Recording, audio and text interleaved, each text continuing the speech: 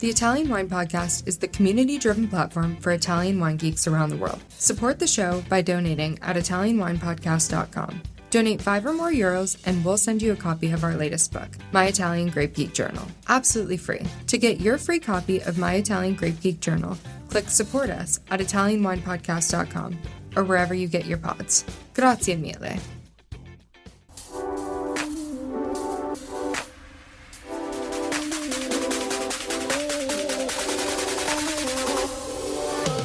Welcome to another episode of On the Road Edition, hosted by Stevie Kim. Each week, she travels to incredible wine destinations, interviewing some of the Italian wine scene's most interesting personalities, talking about wines, the foods, as well as the incredible travel destinations. Hello, my name's Stevie Kim, and welcome back, Italian Wine Podcast. We're still on the road with Chiara Boschis, the Barolo girl. So, Chiara, this is her winery now, and we will be tasting 3 Barolos from her. But Chiara, how many wines do you make? How many labels have you got? Only 6, because of course the traditional, the classic wine of the Langhe of this area, so Dolcetto d'Alba, Barbera d'Alba, and Langhe Nebbiolo. And for Barolo, because we have 9 different crus, so we came down to only 3. Why? Because the 2 most different crus are vinified in purity, so Cannubi and Mosconi, and all the other 7 crus goes together are in a classic assemblage. So the Via Nuova, the 3rd Barolo, is a homage to the traditional way of making or interpreting the Barolo.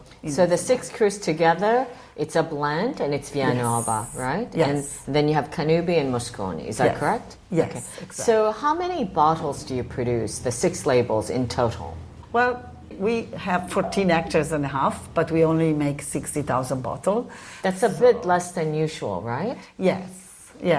But, first, the fact that we are organic, we never push the production. We also actually normally decrease the production on purpose to de-stress the plant, because, if you have to carry more weight, it's more fatiguing. On the contrary, if you have less grape to take to maturation, doesn't matter how the stress of the weather is, to dry, to wet, it's more easy for the plant to reach the goal.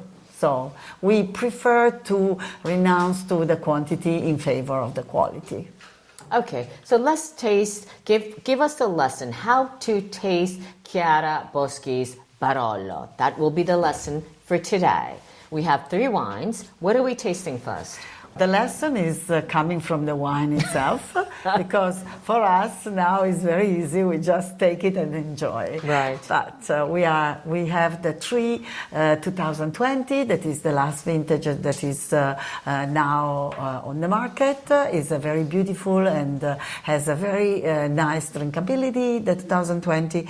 So what you can see in this, really, you will read the terroir where this wine comes from. So we start with the Cannubi on our right side. This one. You see the color, from the color point of view, the 3 wines, they look alike, of course. They have this beautiful granite red. For me, they're identical. Yes, they are very, very similar. Normally, if you really look you can see a little difference. Cannubi normally is a bit lighter. A bit lighter. And Mosconi is a little bit more darker and intense. But is that due to different winemaking? No. The winemaking technique is applied exactly in the same way. The goal is to have 3 wines that mirror the difference of the soil. So in order to show these differences, the vinification is made on purpose in the same way. Okay. So you see the Cannubi, you will see elegant and more fine, because it's typical of the terroir, of the soil, also of this vineyard. And not only the soil, of course, the microclimate is very particular, very warm, so the vine... Very steep, because last time I was here, we went to your Cannubi parcel and we nearly broke our... Yeah. I know. There were a bunch of us, and we were very challenged. Yes, normally in our area, the Langhe here, we say that the hillness are very soft, but there are certain situations in which it's hard, and Cannubi is one of that. It's really steep. Chiara, also, you're doing something special in Cannubi. You have kind of a purpose in Cannubi. Tell us a little bit about that. You know, I'm organic, and of course I have this dream to try to convince more people, and I started to be the neighbor of my neighbors to try to convince them. But the real dream that I had always is really to be able to create the first organic district in the area, and why not to start with the most glamorous vineyard? And I know that in Cannubi there are very smart winemakers, very open-minded, and so that has been at the end a little bit easy because everybody pick up right away the option to work together. So now we are doing really a very nice work together. So how many wineries, winemakers, producers are there in Cannubi? There are 26. So how successful have you been in trying to? Most of the producers. So out of 26, how many have you convinced so far? 23. 23, so just 3 remaining. Who are these 3 producers? No, we cannot say that. I'm already pushing them like crazy. Okay, so you just have 3 more? Yes. Yeah, okay, so this is quite an ambitious plan of yours to convert the entire district into the organic farming, right? But the new generation are, of course, they understand the urgency of behaving in a different way and being organic and not spraying, to have carbonic footprint more light, let's say. So it's something that the new generation understand because it's about their future, their life, and so they are worried, and for this reason they are willing to change the world. Are you enjoying this podcast? Don't forget to visit our YouTube channel, Mama Jumbo Shrimp, for fascinating videos covering Stevie Kim and her travels across Italy and beyond, meeting winemakers, eating local foods, and taking in the scenery. Now, back to the show. So what is the main difference between Cannubi and Mosconi? Well, they are completely different in location. So Cannubi is the heart of the area of the Barolo area, and it happened to be in the center of the area of Barolo, of the village of Barolo. We are on 300 meters over the level of the sea. The soil is very sandy, so the wines are normally super elegant. The tannins are perfectly ripe every year, and so this elegance and finesse is the trademark, the style of the vineyard. Then Mosconi is completely the opposite. It's really the other side of the moon. Monforte is much higher. We are on 400 meter, even more on the level of the sea, so there is a different microclimate. Sometimes maybe it's raining in Barolo and it's snowing. Yeah, this Monforte. morning it was snowing, for example, Exactly. at Monforte. Different microclimate, so also the temperature, everything, and even the soil. The soil, I was showing you before the vase with the sample of the soil, is not sandy, is more rich in clay. So the shoulder are a little bit more thicker, it's a little bit more masculine as a wine, even in the color, a little bit more darker. So they are very different, but very much beautifully different in the same way. So, in terms of taste, how can you tell the difference between Cannubi and... You said Cannubi, in terms of visually, it's a little bit lighter, right? But in terms of taste, on your palate, what are the main differences? Well, as I was saying before, Cannubi has always this very elegance, Right, more elegance. smoothness, soft. I always say it's like, Rounder. yes, I always say it's like a classic ballerina on the top of their toes. Okay, good. That's That a seems good. so light Yes. and, but very strong, all muscles and nerves. So that is the idea. While Mosconi has this beautiful fruit.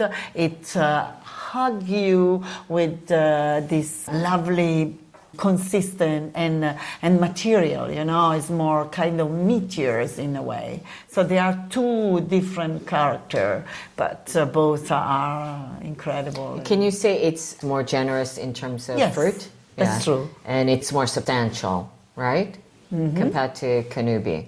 Absolutely. Okay, Yes. and then Yes. Via Nuova. And Via Nuova, This is the blending. Yes. You're the master blend in this situation. Exactly. So you know that my generation was fanatic on the vinification and purity of the single cru to show this diversity. But the traditional way of making Barolo has always been the assemblage, which is actually a very wise way of making the Barolo, because you take a little bit of everything, You take the elegance that the vineyard of Barolo can give. You have color of fruit from maybe the vineyard of Montfort. So every village has a different, every soil, every cru has different character. And when you blend together, is always a fantastic result. So the tree wine has a different soul, has a different character, but there are three beautiful expressions of this incredible terroir.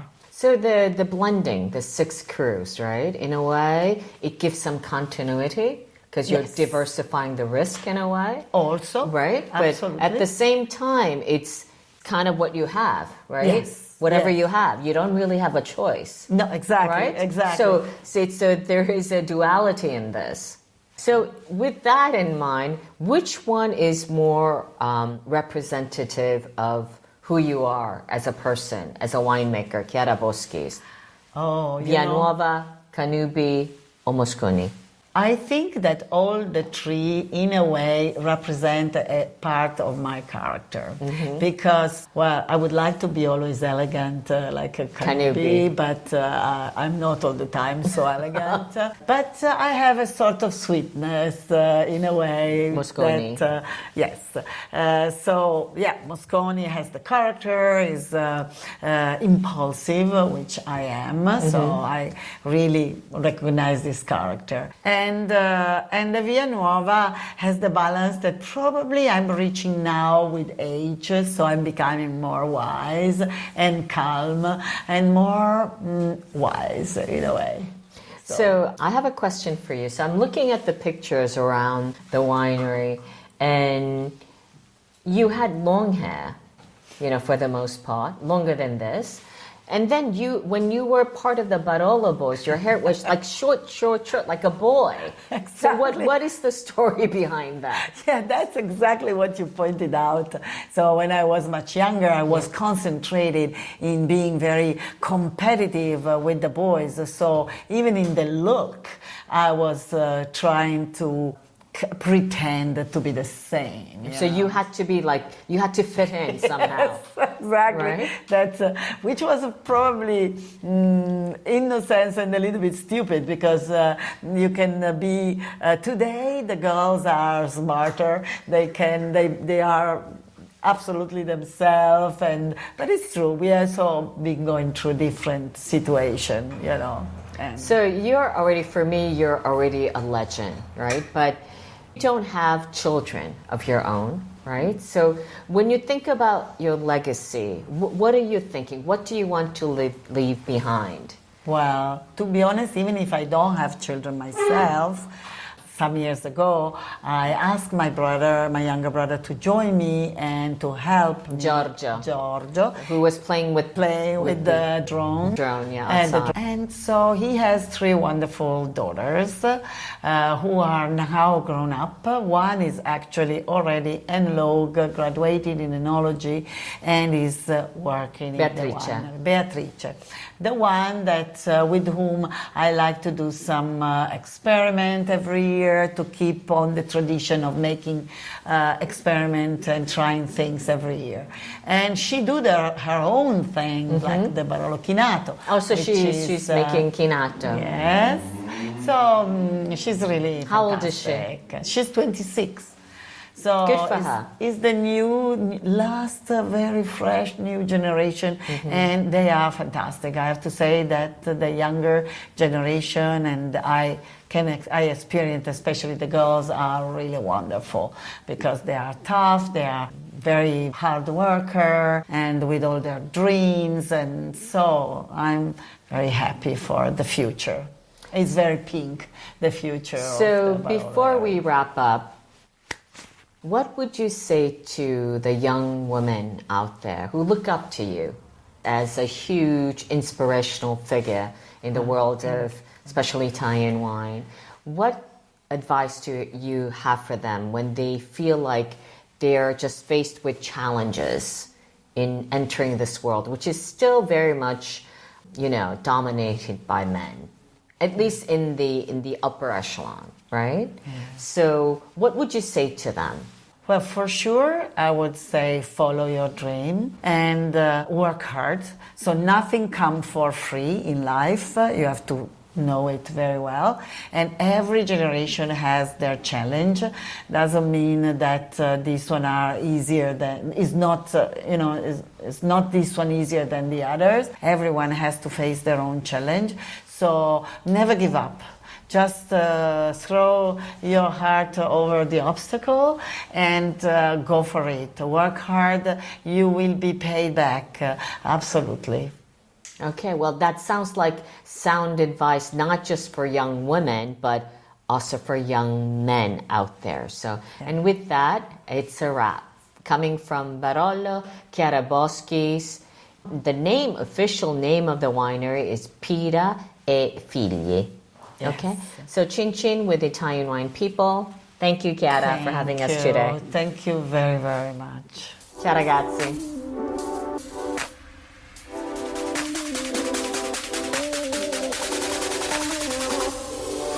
Thank you for joining us on another installment of On the Road Edition, hosted by Stevie Kim. Join her again next week for more interesting content in the Italian wine scene. You can also find us at ItalianWinePodcast.com or wherever you get your pods. You can also check out our YouTube channel, Mama Jumbo Shrimp, to watch these interviews and the footage captured of each location. Chin chin!